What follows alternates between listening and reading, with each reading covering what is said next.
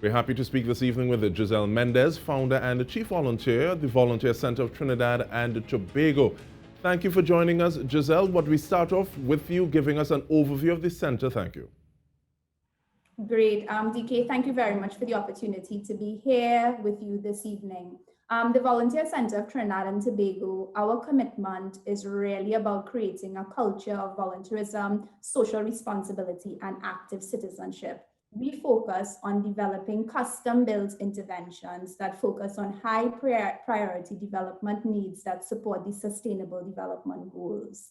For this year in particular, yes, we were done by COVID-19, and the three main interventions we are focusing on is the first one, which is the Me to We e-mentorship intervention. So it's a mentorship program which has gone online due to the situation that COVID-19 placed us in. The second flagship initiative we're working on is the Grown in East Port of Spain initiative, really focusing on food security and livelihood development for families within the East Port of Spain community. And the third project that we are pioneering this year is the creation of a regional platform through our Caribbean Volunteer Exchange Network. So it's extremely busy times, we look forward with great hope and great prospects, even in this challenging period, because the needs of our communities are deepening every day. And we certainly need more persons stepping up, volunteering, to give up their time, to give up their skills, and to give up their passion. So that's VCTT in a nutshell for this year. That nutshell was the biggest nutshell ever saw, in the sense that your opening salvo just mash up a few of my questions well, in terms of initiatives, impact of the pandemic upon what it is you're doing, as well as how it is you get some of your volunteers. But we're going to get into them into a little more detail. But before that, though, explain to me, what is a point of light? A point of light actually is every single citizen of Trinidad and Tobago and across the globe. Once you're alive, once you have breath in your air and breath in your lungs, you can be a point of light. And it very much speaks to the spirit of volunteering and what VCTT promotes. So it was an award that I did receive this year on behalf of the work that my entire team, hard-working team, has been doing for the past 8 years in Trinidad and Tobago. And I was very honored to be to receive this award from the British High Commission on behalf of my team. But the message that we really spread in with this award is that everyone can be a point of light with their life. It really comes down to the choices we make every day, recognizing that we do have a responsibility to this space we call our home, and using that responsibility wisely and positively to change people's lives. So that's the point of light. Thank you so much. And I can see those points of light becoming flickers and flames, and those flames becoming a full-on blaze. And that kind of, yes. I don't know if that is the same thing, but does that tie into the Me to We movement? It absolutely does. The Me to We movement really speaks to coming out of self, especially in this time, and focusing on community. The Me to We e-mentorship program is built upon people. It takes a village to raise a child. VCTT is honoring a commitment to connect volunteers, skilled volunteer mentors, to 30 youth across 4 secondary schools in Trinidad and Tobago. We're working in the communities of Shoguanas. We're also in Port of Spain. We're in Toco. We're also in Tobago. And we've already connected these 30 young persons to their volunteer mentors. And it's really phenomenal seeing the type of connections and the results coming out of the connections thus far. And it's also really illuminating a lot of the challenges that young people are facing in their homes. Because of course, young people are no longer physically in school because of the restrictions of COVID-19. So they're at home, they've been at home for long periods of time. Issues and challenges in terms of the mental health challenges, the stresses and pressure that families are facing. To facilitate this program, VCTT, through our partnership with the Princess Trust International and the National Training Agency, we had to equip our 30 young persons with tablets so that they could connect to their volunteer mentors. And some of these mentees, these students, also needed to be equipped with internet.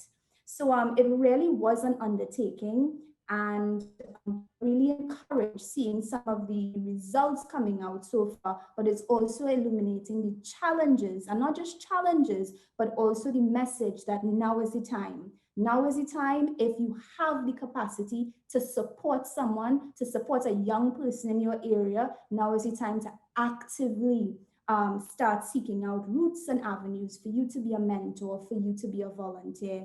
Because the need really is deep. I remember when we were distributing the tablets to these young persons, and we had parents who couldn't even come meet us directly because they had lost their jobs. They couldn't afford to take they can afford public transportation to get to the schools. And these things may sound removed to some persons, but the pressures that parents are under now, they're real. Especially when we consider the type of job losses that families are experiencing, or pay cuts. So the message of mentorship is not just about what VCTT is doing in terms of connecting to young people, but it's really a message of wherever you are in your space, so whether it be in your work, in your space of worship, or wherever it may be in your community, to really reflect and think upon who you can support if you have the capacity to support in this time. If your pocket hasn't been adversely affected and you have some measure of comfort, this is the time to be volunteering if you're not currently involved in volunteering. But does volunteerism only speak to, or that kind of involvement, does it only speak to money, or saying you're in a comfortable place financially? What other aspects go into volunteerism or mentorship? Because I might posit that sometimes people just want a listening ear or a finger in the right direction, and tiny do plenty. I'm really happy you mentioned that, because so with this new normal that we're living in, we are restricted because we are restricted to our homes. We aren't allowed to gather as we normally would be allowed to gather. So the notion of virtual volunteering is really landing and finding a space. But in addition to that, it's really creating a lot of dialogue within the volunteer community, not just locally, but internationally as well. And what's happening is we've recognized that there is a deep need to actually expand the definition of virtual volunteering, where many persons would qualify it as volunteer activities that you would do via your computer and whatnot.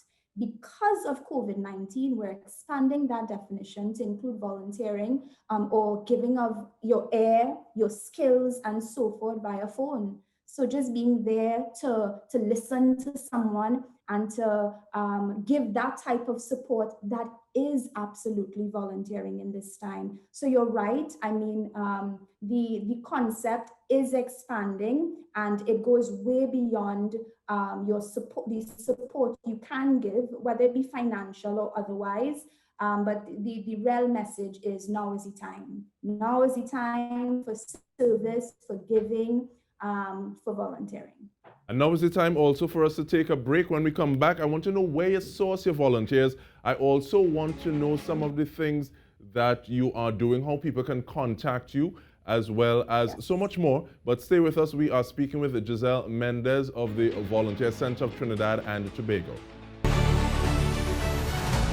Welcome back. We are speaking with a Point of Light and founder as well as chief volunteer of the Volunteer Center of Trinidad and Tobago, Ms. Giselle Mendez. Now, Giselle, let me know, where do you source your volunteers, and how do people contact you to offer their services? Right. In terms of how we source our volunteers, we actively promote our work and our different projects online so persons can get in touch with us via our Facebook page, our Instagram page. If persons are interested in volunteering with one of our activities, they can email us at volunteertt@vctt.org. But critical for the projects that we are working on this year, because a huge part of it is focusing on mentorship, we're really looking for persons with that sort of broad skill sets, persons who have some time and they're ready to give back. In terms of the Meet to Be e-mentorship program, when we launched our call for volunteers, I mean, the type of response we got, persons came with different skill sets, different background, and it really speaks to just that nationwide willingness of persons to give, irrespective of how much time they had on their hands, their job commitments, and so forth.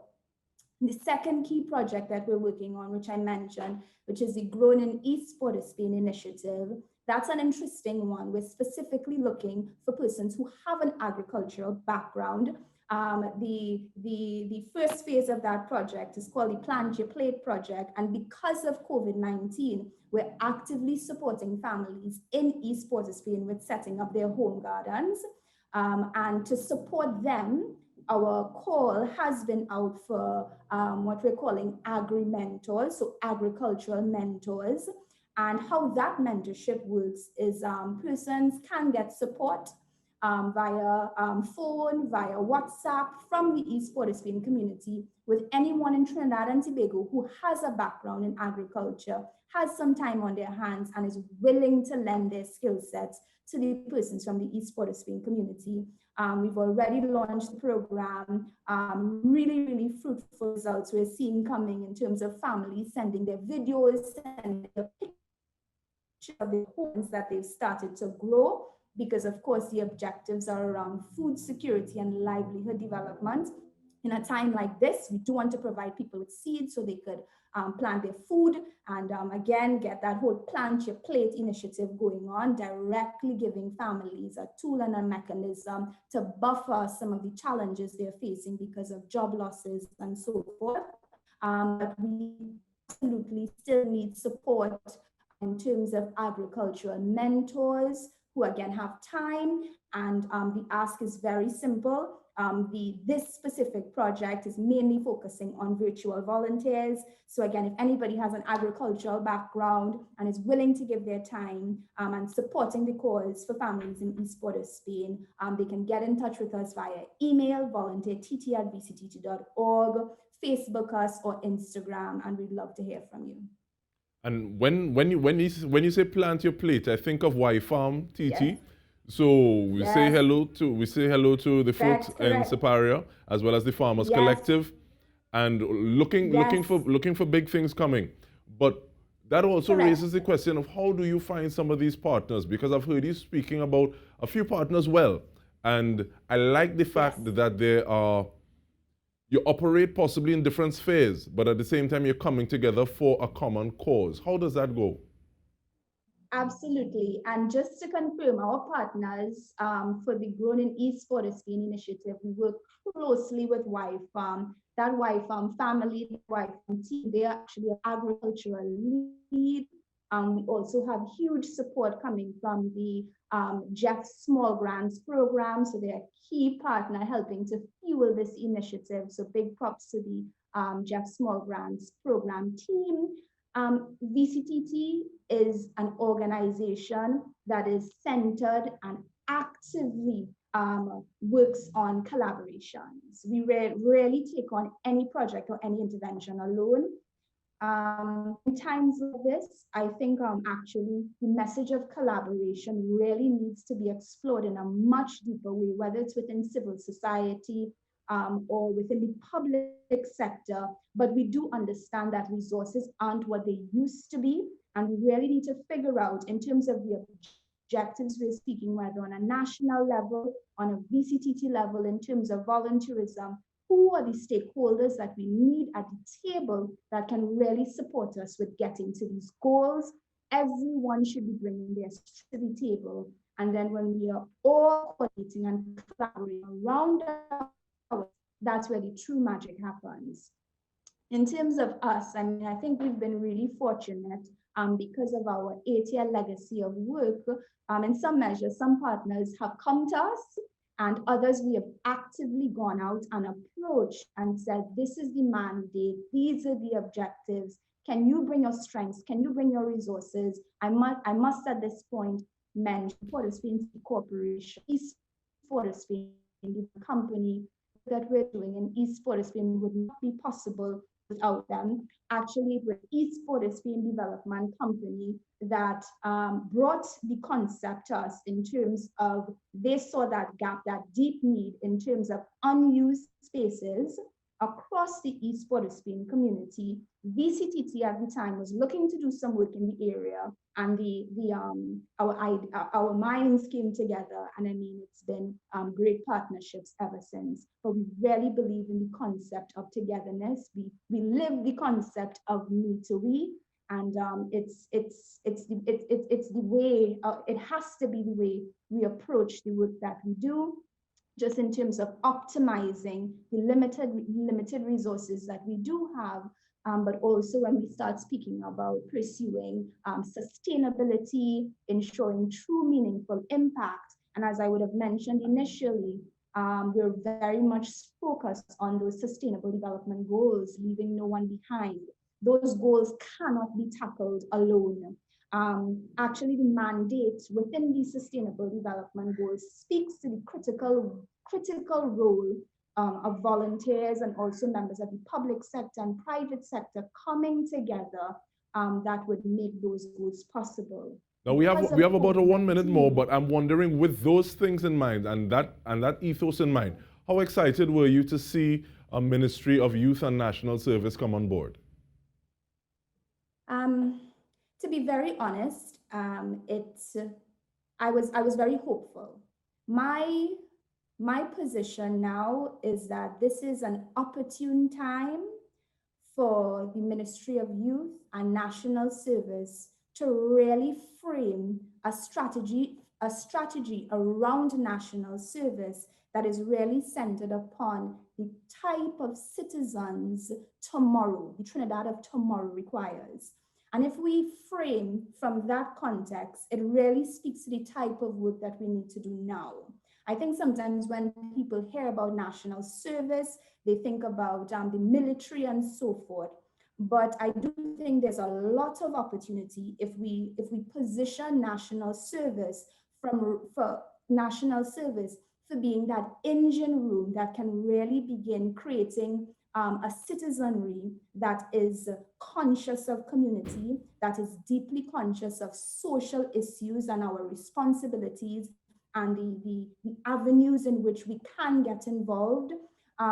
Also, I think the Ministry of Youth and National Service really should be collaborating closely with the Ministry of Education. I was very encouraged when the Prime Minister said that one of the first challenges he posed with the new team coming in was to really remodel the education system and instill that sense of civics. That was encouraging. That really, and we keep that sense of encouragement. And we keep that sense of encouragement and hope that we have another conversation. But we want to thank you so much for giving us some time here and sharing your views and the work of the center. And I know that now all of us are going to try to be points of light. But thank you very much, Giselle Mendez. And on behalf of the entire news team, I'm DK Ronstadt. Thank you for joining us. Good night.